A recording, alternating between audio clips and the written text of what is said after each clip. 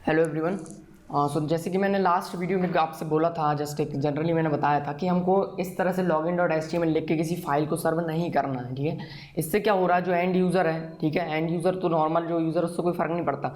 मान लीजिए कोई जानता है एप्लीकेशन के बारे में, जिसको नॉलेज है, या मैं हूँ, तो मुझे इससे समझ में आ जाएगा कि आपकी डायरेक्टरी का स्ट्रक्चर क्या है। मैं इससे समझ पा रहा हूँ कि आपकी जो रूट डायरेक्टरी है आपके एप्लीकेशन को, उसके अंदर डायरेक्ट एक HTML फाइल रखा हुआ है, तो हमको जो अपनी डायरेक्टरी है उसको इस तरह से शो नहीं करना है। ठीक है, तो इसके लिए हम क्या करेंगे, एक अगर हमको पेज भी सर्व करना है तो हम इसके लिए एक सर्वलेट को मैप करेंगे एक URL से, उस सर्वलेट से हम HTML पेज को सर्व करेंगे। तो हम यहाँ पर एक फेक URL क्रिएट करेंगे, हम इसको कहते हैं फेक URL। तो अगर आप लॉगिन पेज सर्व करना चाहते हो तो यहाँ पे जस्ट लॉगिन लिख सकते हो, लॉगिन के अलावा आप कुछ भी लिख सकते हो। मैंने कहा सर्व डैश लॉगिन, इस तरह से, तो जो भी है आप कुछ भी लिख सकते हो यहाँ पर, लेकिन आएगा यहाँ पे लॉगिन पेज। बैकएंड में क्या होगा, सर्वलेट रन होगा, वहाँ से हम एक HTML को फॉरवर्ड करेंगे।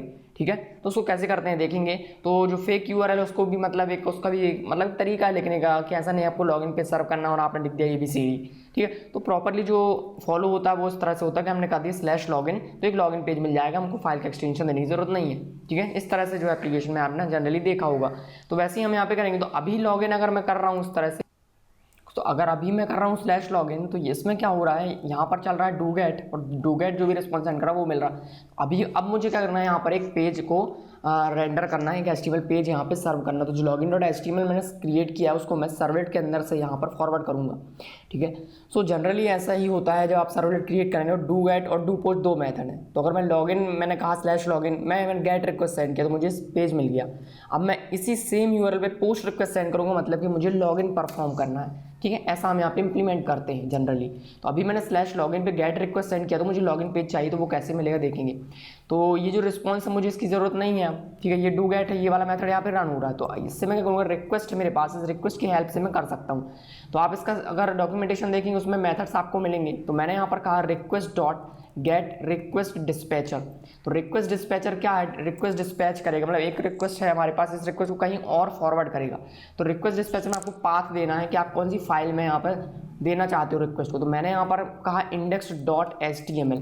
तो ये वाला पाथ कहाँ से लेना है आपको, ये आएगा रूट डायरेक्टरी, वेब कंटेंट के अंदर से डायरेक्ट। तो इसके अंदर डायरेक्ट फाइल है login.html, तो मैंने यहाँ पर लिखा login.html। अगर मुझे पब्लिक फोल्डर के अंदर वाला फाइल देना तो यहाँ पर लिखूंगा public/a.txt, इस तरह से। तो मैंने यहाँ पर लिखा login.html। इससे मुझे मिलेगा एक रिक्वेस्ट डिस्पैचर का ऑब्जेक्ट। तो मैं इसको होल्ड कर लेता हूँ, या फिर आप डायरेक्ट कर सकते हैं। तो मैं यहाँ पर इसको होल्ड कर लेता हूँ। मैंने यहाँ पर कहा रिक्वेस्ट डिस्पैचर, ये मुझे इसका ऑब्जेक्ट मिल गया डिस्पैचर का। नाउ मैंने यहाँ पर कहा डिस्पैचर डॉट फॉरवर्ड। ठीक है, तो फॉरवर्ड को मुझे रिक्वेस्ट रिस्पॉन्स पास करना है। रिक्वेस्ट रिस्पॉन्स क्यों पास कर रहा हूँ वो मैं आपको बताऊंगा बाद में, अभी जरूरत नहीं है। HTML फाइल में रिक्वेस्ट और रिस्पॉन्स की जरूरत नहीं है, इसको मैं आपको आगे एक्सप्लेन करूंगा। अभी जस्ट आप इसको समझिए कि इस तरह से मेथड को कॉल करना, उसको रिक्वेस्ट और रिस्पॉन्स चाहिए। तो मैंने इसको रिक्वेस्ट एंड रिस्पॉन्स यहाँ पे पास किया। तो इस तरह से क्या होगा, जो डिस्पैचर है ये हमको मिला है, ये फॉरवर्ड कर देगा आपकी रिक्वेस्ट को index.html को, index.html चला जाएगा क्लाइंट के पास।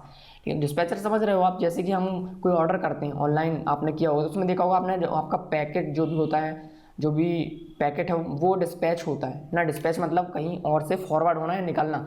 तो वही चीज़ हम यहाँ पर कर रहे हैं, डिस्पैचर है, और डिस्पैचर क्या कर रहा है, इस पेज को फॉरवर्ड कर रहा है, क्लाइंट को दे रहा है। तो वही चीज़ हो रही है, हमने कहा डिस्पैचर डॉट फॉरवर्ड।